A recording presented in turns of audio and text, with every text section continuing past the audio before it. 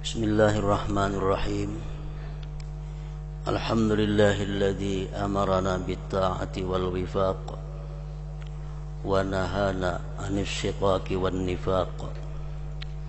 Ashhadu an la ilaha illallah wahdahu la syarika lahul khallaq wa ashhadu anna sayyidana Muhammadan abduhu wa rasuluhu asyraful khalqi 'alal itlaq. Allahumma salli wa sallim wa barik ala mutammimi makarimil akhlaq Sayyidina wa maulana Muhammadin al-mujawizi sab'at tibaq wa ala alihi wa ashabihi wa dhurriyyatihi wa atba'ihi ila yaumit talaq. Amma ba'd. Yang kita hormati dan kita cintai para habaib, para alim ulama, para muhibbin, hadirin hadirat rahimakumullah. Puji dan syukur kita haturkan kehadirat Allah Subhanahu wa taala atas limpahan karunia nikmat yang tak terhingga kepada kita semua. Dan juga tidak lupa salawat dan salam selalu kita haturkan kepada junjungan kita Nabi besar Muhammad sallallahu alaihi wasallam dan kepada seluruh keluarga, para sahabat, zuriat dan pengikut beliau ila yaumil qiyamah. Para muhibbin rahimakumullah, ats-tsalitsatu wasittun min suwaril Qur'an suratul munafiqun madaniyatun wa ayatuha 11. Yang ke-63 daripada surah-surah dalam Al-Quran, yaitu surat Al-Munafiqun. Surat Al-Munafiqun ini diturunkan di Madinah dan ayat-ayatnya berjumlah 11 ayat. Dinamai ayat ini, surah ini dengan surat Al-Munafiqun karena di dalamnya ada mengandung cerita tentang orang-orang yang munafik. Firman Allah Subhanahu wa taala di dalam surat Al-Munafiqun, idza ja'akal munafiquna qalu nashhadu innaka la rasuluh wallahu ya'lamu innaka la rasuluh wallahu yashhadu innal munafiqina lakadzibun ittakhadhu aymanahum junnatan fasaddu an sabilillah innahum sa'a ma kanu ya'malun. Apabila datang kepada engkau wahai Rasul orang-orang yang munafik,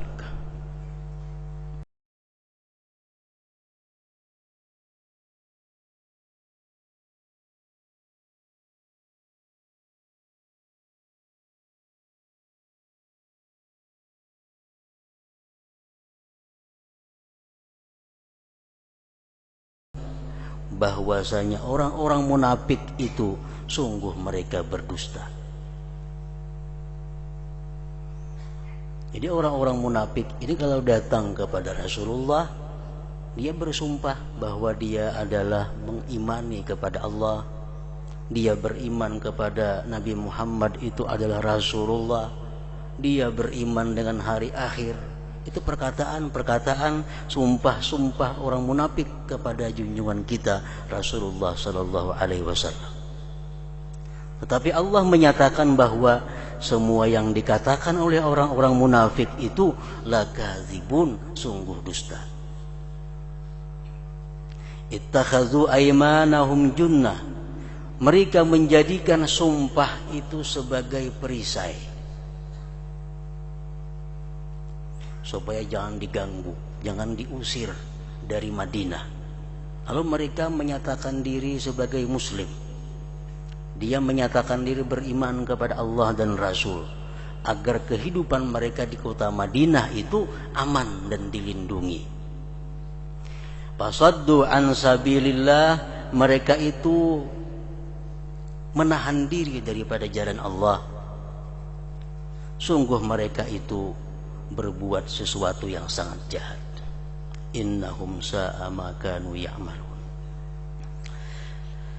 Para muhibbin rahimakumullah, sebagian ulama berkata, apa yang dimaksud dengan itu munafik? Munafik itu adalah orang yang dalam dirinya ada sifat nifaq. Sebagaimana orang yang beriman, orang yang dalam dirinya ada iman, lalu dia disebut mukmin. Orang yang di dalam dirinya ada sifat nifaq disebut munafik.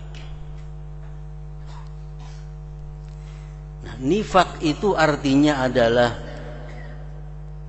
izharul khair wa idmarus syarr. Menampilkan kebaikan, menampakkan kebaikan, tetapi menyembunyikan sesuatu yang jahat. Lihat di luar bagus, pandangan di luar baik, tetapi hatinya penuh dengan kejahatan. Nah, itulah disebut dengan nifaq tadi. Izharul khair wa idmanus syarr, menampakkan kebaikan dan menyembunyikan kejahatan. Fa in kana fi i'tiqadil iman, jika nifaq itu berkaitan dengan i'tikad, seperti dia i'tikadnya tidak beriman kepada Allah, i'tikad keyakinannya tidak beriman kepada Rasulullah, tetapi mulutnya, zahirnya beriman. Nah, ini namanya adalah nifaqul i'tikad. Fa in kana fi i'tiqadil iman, jika itu nifaq pada masalah i'tikad iman, bahwa nifaqul kufri, itu namanya adalah nifaqul kufur, nifaq yang kafir, yang kekal orangnya di dalam api neraka. Wa illa bahwa nifaqul amal, jika berlainannya zahir dan batin itu bukan dalam masalah i'tikad, maka itu disebut namanya nifaqul amal, munafik dalam amal perbuatan. Para muhibbin rahimakumullah, jadi munafik ada dua. Pertama, orang yang munafik i'tikad itu kafir jelas, kekal dalam api neraka. Yang kedua adalah munafik amal, di luar bagus, di dalam jahat juga, tapi bukan masalah i'tikad, hanya masalah amal perbuatan. Nifaqul kufri ka izharil islam wal qalbu mashhunun bil kufur. Nifaqul kufri, nifaq yang kafir itu adalah menampakkan Islam sedangkan hatinya penuh dengan kekafiran. Dia hanya pura-pura munafik. Seperti seorang laki-laki hendak melamar perempuan muslimah, sedangkan inya sadar kalau inya masih tidak beragama Islam, jelas lamarannya akan ditolak. Lalu dia menyatakan diri masuk Islam, mengucap 2 kalimat syahadat, padahal hatinya penuh dengan kafir. Dia mengucap kalimat syahadat hanya untuk melamar, untuk mempersunting itu perempuan. Nah, ini namanya adalah nifaqul kufur, orang yang munafik lagi kafir. Ka izharil islam wal qalbu mashhun bil kufri. Inilah yang dimaksud dalam firman Allah, wa minan nasi may yaqulu amanna billahi wa bil yaumil akhir wa ma hum bimumin. Sebagian manusia ada yang mengatakan bahwa kami beriman dengan Allah, beriman dengan hari akhir, padahal mereka tidak beriman. Wa ma hum bimuminin. Yang kedua, wa nifaqul amal, munafik perbuatan. Contohnya ka izharil khusyu' wal qalbu ghairu khasyi'. seperti menampakkan kekhusyuan padahal hatinya jauh daripada khusyuk. Ini munafik. Ini bukan munafik kufur, tapi munafik amal. Ka'izharil khusyu' wal qalbu ghairu khashi, seperti menampakkan kekhusyuan sedangkan hatinya tidak khusyuk. Tunduk misalnya berjalan, ada jangang kiri kanan, lurus, tunduk, potongan-potongan kayak orang khusyuk. Padahal hatinya maka ke muka, ke belakang, ke kiri, ke kanan. Hatinya tetap kepada Allah Subhanahu wa ta'ala. Orang yang berjalan tunduk itu sebenarnya untuk menjaga hati, supaya hatinya kepada Allah jangan terganggu oleh pandangan kiri kanan, muka belakang. Ada inya kada, jalan tunduk tapi hatinya masih tuh kamari. Nah ini ngarannya adalah nifaqul amal, munafik amal. Duduk tunduk kayak orang khusyuk, padahal hati kemana-mana kan yang dipikirkannya, urusan macam-macam dipikirkannya. Ini potongan-potongan orang yang khusyuk duduknya. Nah ini munafik amal, dan itu adalah tergolong dalam dosa besar, kata Ibnu Katsir rahimahullah. Jadi amun hati kada khusyuk, kada usah berperilaku khusyuk. Kalau berjalan kada khusyuk, kada usah berperilaku khusyuk. Karena itu adalah menampakkan kebaikan tapi menyembunyikan yang tidak baik. Itulah yang dimaksud oleh sabda Rasulullah sallallahu alaihi wasallam, ta'awwadzu billah min khusyu'in nifaq, rawahul Baihaqi. Berlindunglah kamu dengan Allah min khusyu'in nifaq, daripada khusyuk yang nifaq tadi.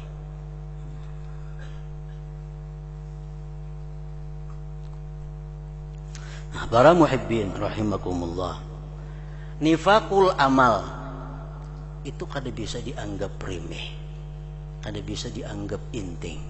Sebab orang yang munafik amal ini kalau dia terbiasa sedemikian rupa terus menerus, bisa membawa kepada nifaqul i'tikad, bisa membawa kepada nifak yang kafir. Nah, oleh karena itu nifaqul amal ini dimasukkan dalam golongan al-kabair, dosa-dosa yang besar. Rasulullah sallallahu alaihi wasallam bersabda, ayatul munafik thalathun, idza haddatsa kadzaba wa idza wa'ada akhlafa wa idza tumina khana, rawahul Bukhari. Tanda orang munafik itu ada 3. Ini munafik secara umum. Idza haddatsa kadzaba, apabila dia berkata-kata dia berdusta. Oleh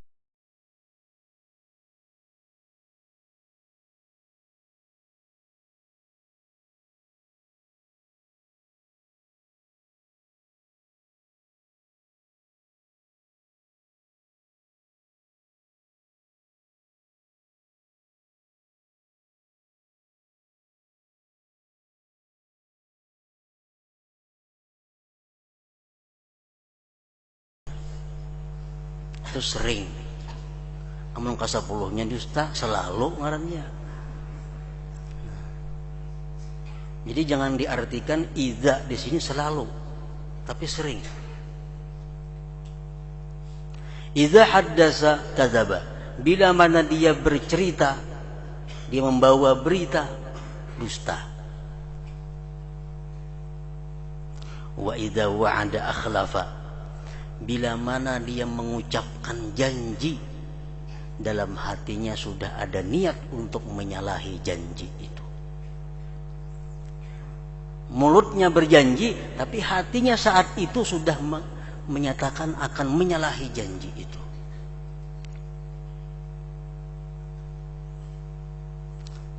Jadi menyalahi janji yang digolongkan dalam tanda kemunafikan itu adalah orang yang mulutnya berjanji, waktu itu hatinya menyatakan tidak menepati janji. Nah, itu yang dimasukkan dalam golongan orang munafik.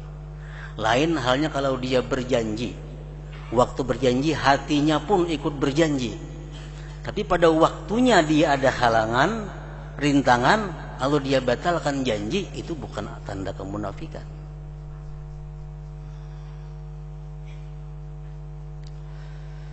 Apabila dia berjanji, seringkali dia menyalahi janjinya. Wa idza tumina khana, dan bila mana dia diberi amanat, seringkali mengkhianati amanah itu. Nah, itu tandanya orang yang munafik. Qala ba'dul ulama, sebagian ulama pun menjelaskan lagi tentang tanda-tanda orang yang munafik itu.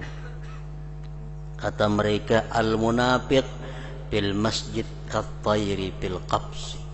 Salah satu tanda orang munafik itu adalah bila mana dia berada di dalam masjid, dia seperti burung yang berada dalam sangkar.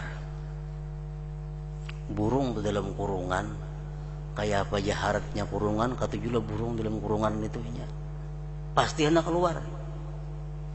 Nah, sama orang munafik itu bagana di masjid paling kada ketuju. Sama lawan burung di dalam kurungannya.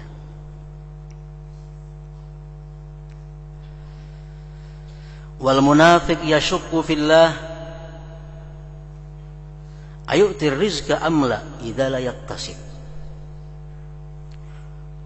Orang yang munafik itu dia ragu-ragu pada Allah, adakah Allah memberinya rezeki atau tidak apabila dia tidak berusaha. Orang munafik tuh kalau inya kada berusaha, inya ragu-ragu Allah ini memberi rezeki kah kadakah lawan aku. Nah, ini tanda orang munafik.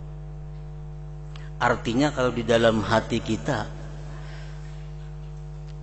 ada satu pernyataan hati bahwa kalau aku nih kada berusaha, kayak apa aku dapat duit? Kalau aku nih kada berusaha, kayak apa aku makan? Kalau aku kada berusaha, kayak apa memberi makani anak buah? Nah, pernyataan seperti itu ada pernyataan hati orang yang munafik. Dia menyatakan bahwa usaha itulah satu-satunya jalan Allah bisa mendatangkan rezeki kepada kita.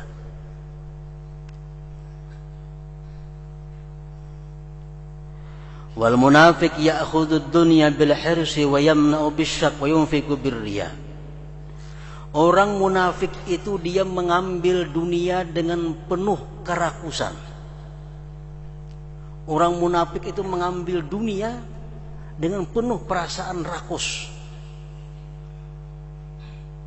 Dan dia menahan hartanya, tidak menafkahkan, tidak menyumbangkan karena keraguan-raguan. Kalau aku nih kusumbangkan ini, amun mujur aja Tuhan 10 itu gantiannya. Jangan-jangan bisa ada terganti. Nah, orang munafik itu menahan hartanya sehingga kadang mau mensosialkan karena ragu-ragu apakah bujur 1 diganti 10.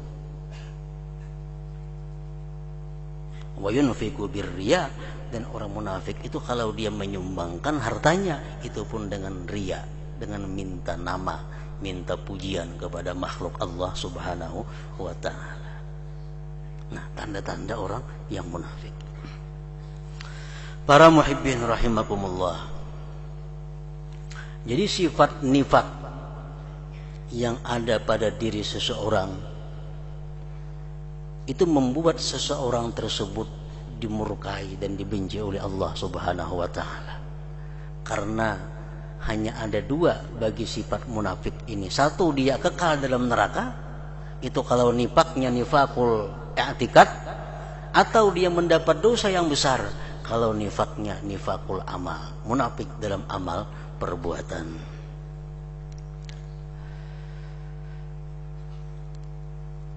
Nah, oleh karena itu para ulama-ulama kita yang terdahulu mereka menyatakan bahwa salah satu kewajiban daripada setiap orang yang beriman kepada Allah dan Rasul adalah untuk menghilangkan atau setidak-tidaknya selalu berusaha untuk menghilangkan sifat nifak yang ada di dalam hati itu. Terutama bagi kita mungkin seringkali terjadi nifakul amal, munafik dalam amal perbuatan itu. Di zaman Rasulullah Sallallahu Alaihi Wasallam ada seorang sahabat yang dijuluki sebagai sahibus sir Rasulullah, pemegang rahasia Rasul. Sahabat beliau yang bernama Hudzaifah Al-Yamani. Hudzaifah Al-Yaman ini orang yang sangat tahu siapa yang munafik, siapa yang kada. Itu keistimewaan daripada sahabat ini. Sahabat Nabi yang banyak itu macam-macam punya keistimewaan. Ada yang punya keistimewaan dalam bidang Al-Quran, ada punya keistimewaan dalam bidang pembagian harta waris, ada punya keistimewaan dalam bidang halal dan haram. Nah, kalau Hudzaifah Al-Yamani ini punya keistimewaan mengetahui hati seseorang, apakah dia ada munafiknya atau kada. Sahabat-sahabat Rasulullah sampai kepada Umar bin Khattab pun datang kepada Hudzaifah. Hai Hudzaifah, adakah di hatiku ini sifat nifak? Dia bertanya kepada Hudzaifah ini. Karena apa? Karena orang yang hatinya itu ada mengandung sifat nifak, berarti dia masih dibenci oleh Allah, masih dimurkai oleh Allah Subhanahu wa ta'ala. Nah, jadi para ulama-ulama kita yang dahulu itu mereka mewajibkan atas setiap muslim dan muslimah, mukmin dan mukminah untuk menghilangkan atau berusaha menghilangkan sifat kemunafikan itu. Cara menghilangkan sifat kemunafikan di dalam hati itu, ujar mereka para ulama-ulama tadi, adalah pertama dengan ilmu. Dengan ilmu. Ilmu apa? Ilmu tentang bahayanya sifat nifak itu. Seperti firman Allah Subhanahu wa ta'ala, innal munafiqina fid darkil asfal minan nar walan tajida lahum nasira. Orang-orang munafik itu, firman Allah, di lapisan yang paling bawah daripada neraka. Paling pembawahan orang munafik itu. Walan tajida lahum nasira, dan tidak kamu dapati bagi mereka itu orang yang bisa menolong.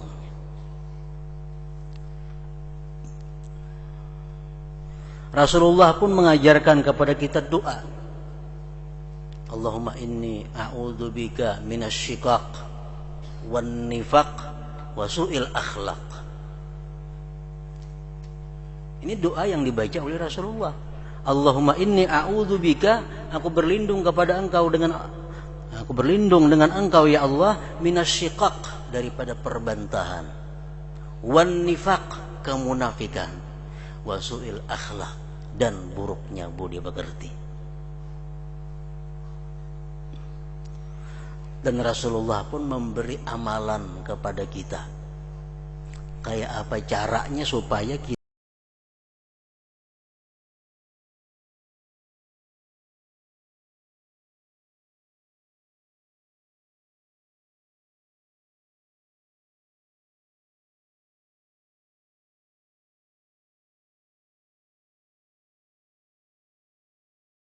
yauman fi jama'atin yudriku takbiratal ula kutiba lahu bara'atani, bara'atun minan nar wa bara'atun minan nifaq, rawahu Tirmidzi. Barang siapa yang sembahyang karena Allah, sembahyangnya itu selama 40 hari berjamaah dan tidak boleh masbuk. Artinya mesti dia memperdapati takbiratul ihram imam. Imam Allahu Akbar, ini sudah di belakang tuh ada. Nah, memperdapati takbiratul ihram imam. Selama 40 hari dia bisa melakukan itu, maka dia akan dipastikan selamat daripada neraka dan selamat daripada kemunafikan. di 40 hari berturut-turut sembahyang berjamaah, dan dia selalu menghadiri takbiratul ihram imam. Nah, itu amaliyah yang diajarkan oleh Rasulullah SAW agar kita diselamatkan Allah daripada sifat kemunafikan, di samping doa-doa yang lainnya tadi. Para muhibbin rahimakumullah, banyak petunjuk dan arahan dari Allah di dalam surat Al-Munafikun ini. Di antaranya firman Allah di dalam ayat 9 dan seterusnya, ya ayyuhalladzina amanu la tulhikum amwalukum wala auladukum an dzikrillah wa may yaf'al dzalik faulaika humul khasirun. Hai orang-orang yang beriman. Ini Allah menyeru kepada orang-orang yang beriman. Artinya orang munafik kata disuruh Allah, orang kafir apalagi kata disuruh Allah. Allah menyeru kepada orang-orang yang beriman, la tulhikum amwalukum wala auladukum an dzikrillah. Janganlah melalaikan akan kamu, janganlah melalaikan akan kamu harta-harta kamu, anak-anak kamu daripada mengingat Allah. Artinya daripada ibadah. Kenapa disebut harta berdahulu? Karena yang sering kali membuat kita lalai adalah masalah harta. Wa may yaf'al dzalik, siapa-siapa yang hidupnya disibukkan urusan harta dan anak sehingga dia lalai beribadah, faulaika humul khasirun, mereka itulah orang-orang yang rugi, kata Allah. Maka bila Allah saikung mengatakan rugi, walaupun saduniaan mengatakan untung, kadada harganya. Bila mana Allah saikung mengatakan kita ini untung, saduniaan mengatakan rugi, kadada harganya. Nah, ini Allah menyatakan bahwa orang yang selalu sibuk sehingga dia lupa ibadah, apalagi sampai kadaba ibadah, itu orang-orang yang rugi.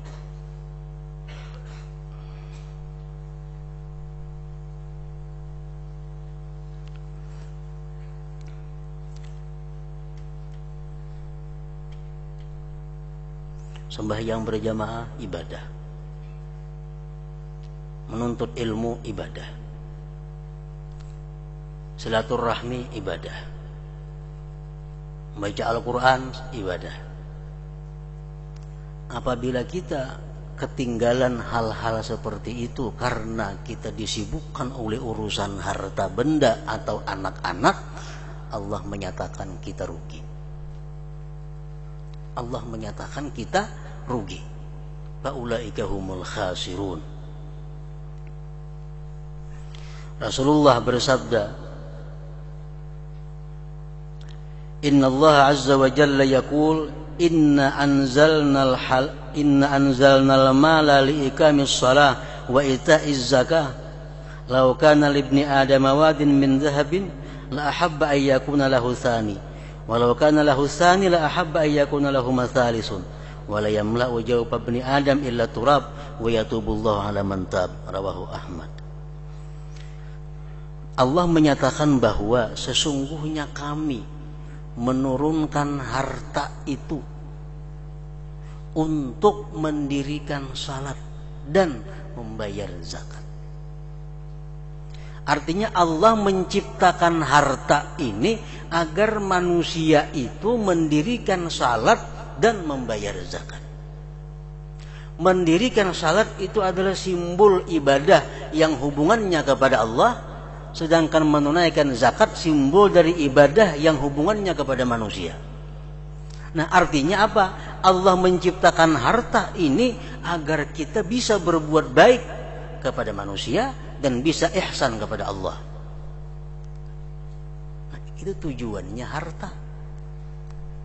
Tujuannya Allah maulah emas, tujuannya Allah maulah berlian, tujuannya Allah maulah batu bara, tujuannya Allah menciptakan segala-galanya agar manusia ini bisa beribadah kepada Allah. Itu tujuannya. Nah, kalau sampai pekerjaan-pekerjaan itu melupakan kita kepada ibadah, ini terbalik ngarannya. Nah, terbalik. Makanya Allah menyatakan faulaika humul khasirun, mereka adalah orang-orang yang rugi.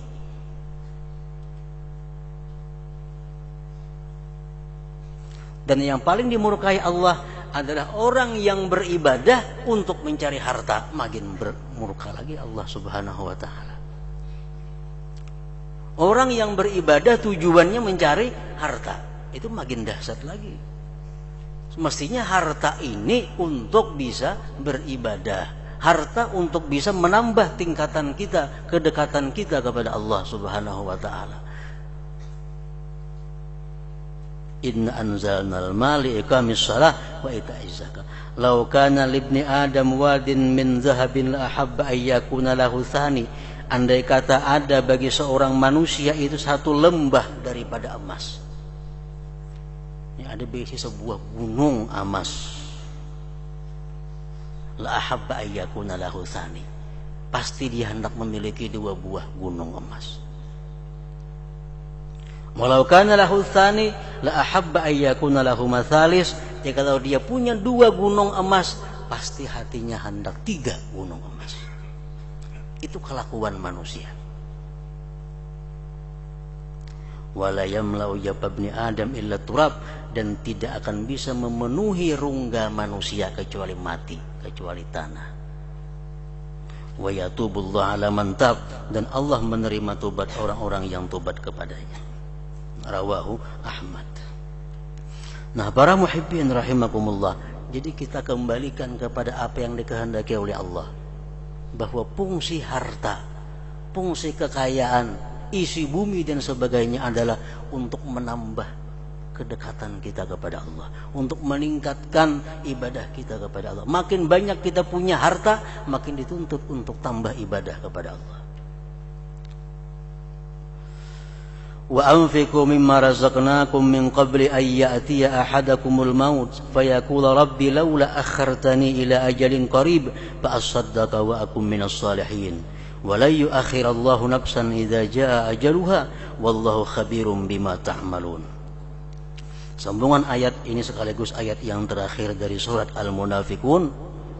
Firman Allah, wa anfiqu mimma razaqnakum, nafkahkan, berikan, mimma, ujar ulama-ulama nahwu min tulit tabaid, sebagian, bukan keseluruhan, kada, mimma, sebagian rezeki yang kami berikan kepada kamu. Allah menyuruh kita membelanjakan rezeki, menafkahkan, mensosialkan rezeki, sebagian rezeki. Min qabli an ya'tiya ahadakumul maut, sebelum datang kepada kamu malaikat maut. Makanya sedekah, wakaf, hadiah yang paling afdal itu adalah waktu kita sihat, waktu kita kuat, waktu kita masih ingin panjang umur. Itu ibadah sedekah yang paling afdal. Nang nomor 2 sudah garing, sudah sakit-sakitan, sudah belum.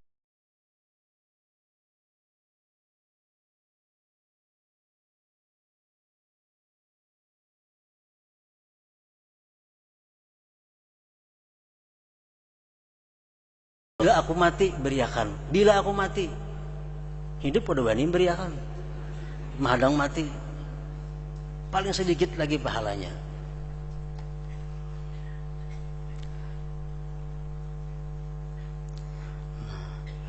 Pada Allah menyatakan, nafkahkan sebagian rezeki yang kami berikan kepada kamu sebelum datang kepada kamu malaikat maut. Fayaqul rabbi laula akhartani ila ajalin qarib fa asaddaqa wa akum minas salihin. Waktu malaikat maut itu datang kepada kita, kita akan berkata, wahai Tuhan, beri aku sedikit waktu minta. Seapa aja malaikat maut? Sehari. Ujar Israel, faniyatil ayyam fala yaum. Hari sudah habis bagi kamu, tidak ada hari-harian lagi. Nah, ujar kita, as-sa'ah. Sejam minta. Talas sa'ah, tidak ada jam, jam sudah habis. Walahzah, sedetik saja minta waktu, tidak ada detik-detik. Sedetik, ngapa nang kita minta sedetik itu? Sekadar kita kalau mau ucapakan bahwa hartaku ini kuberiakan tuh aja. Kita minta waktu sedikit kepada Allah melalui malaikat maut bahwa minta tunda sedikit saja waktu supaya sebatas kau mengucapkan seluruh hartaku ini kusedekahkan. Nah, berapa detik kira-kira itu?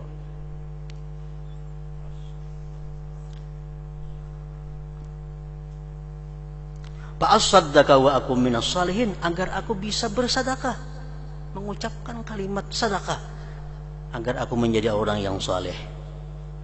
Wala yu'akhirallahu nafsan idza jaa ajaluha, Allah tidak akan menunda seseorang bila sudah datang ajalnya. Kapan datang ajal kepada kita? Malaikat maut datang, itu ajal sudah tiba. Jadi kalau kita sudah melihat malaikat maut, berarti kita sudah ajal. Apapun kebaikan yang kita lakukan tidak akan diterima lagi.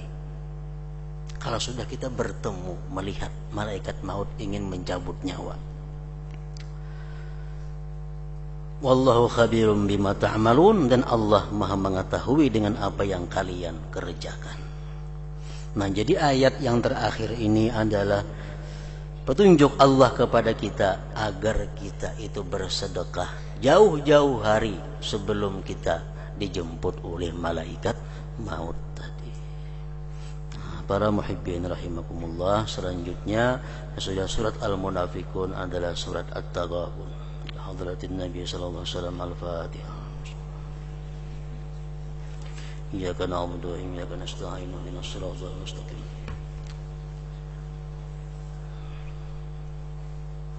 أشهد أن لا إله إلا الله وحده لا شريك له وأشهد أن سيدنا محمدا عبده ورسوله لا إله إلا الله نستغفر الله لا الله نستغفر الله لا إله إلا الله نستغفر الله لا إله إلا الله ونتوب إلى الله لا